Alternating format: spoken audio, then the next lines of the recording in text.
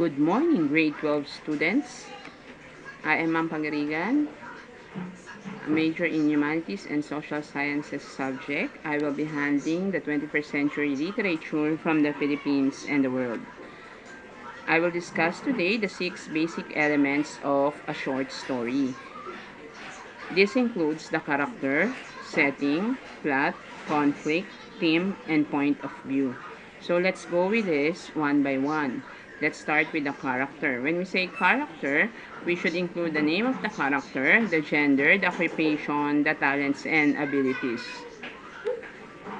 Setting.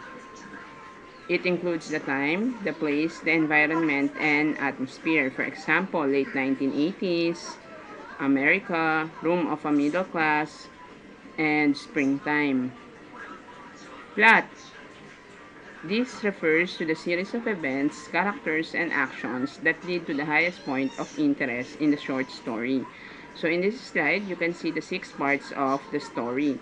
And it is divided into the 3 major parts, which is the beginning, the middle, and the conclusion.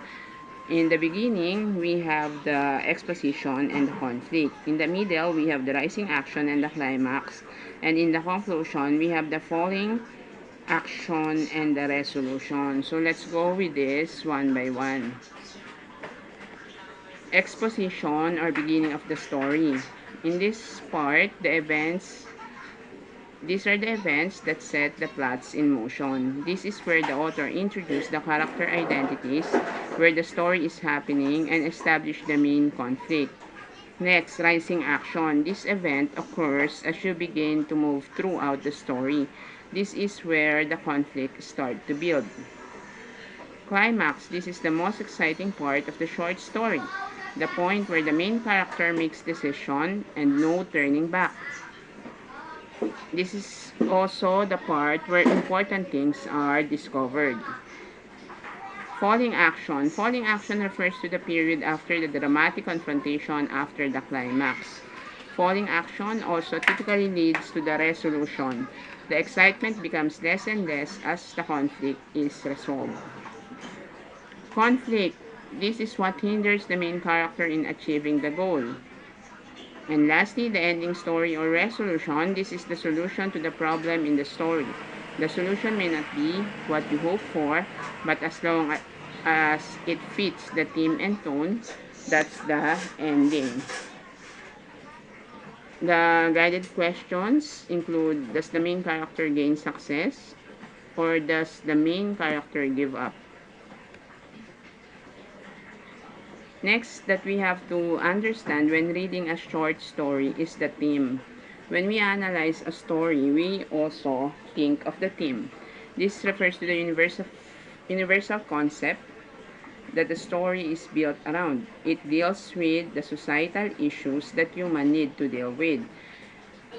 You can see here in this slide the different themes in literature. It includes love, war, hope, honesty, freedom, betrayal, friendship, love and marriage, courage, power, revenge, good versus evil, family, forgiveness, and death. So there are many themes that you can choose if you are reading a poem, so you can identify what theme does it fall. Another, you should know the point of view. When we say point of view, there's a first person point of view in which the narrator is also the character of the story. Next point of view is the third person point of view. Actually, this third person point of view has 3 categories. Third person point of view omniscient, third person point of view objective, and third person point of view limited. So let's go first to the third person point of view omniscient. This means that the narrator is not the character in the story. He or she can see the thoughts and feelings of the major characters. He is all-knowing. When we say third-person point of view objective, there is no inner thoughts. He or she can see no one's thoughts and feelings. He reports only what is seen and heard like a reporter. And lastly, when we say third-person point of view limited, he, she, or one character. He or she can see the thoughts and feelings of one character only because it is limited. So as we read the story, we will identify what point of view does the story have.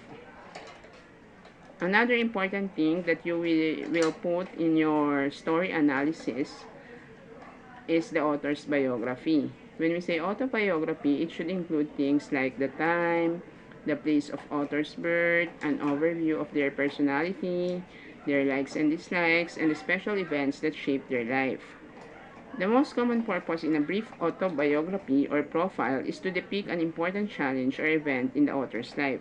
Writers of autobiographies may hope to entertain readers or to educate them. They may hope their story help the readers understand the lives of others who come from different backgrounds. So as we read the story, it will came to our mind, why did he wrote like that? What is his background? What made him write the story? That is all because of the author's background. So it is important to put the author's biography. So we will know what is the author's purpose.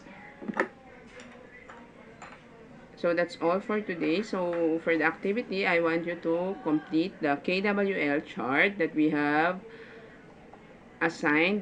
So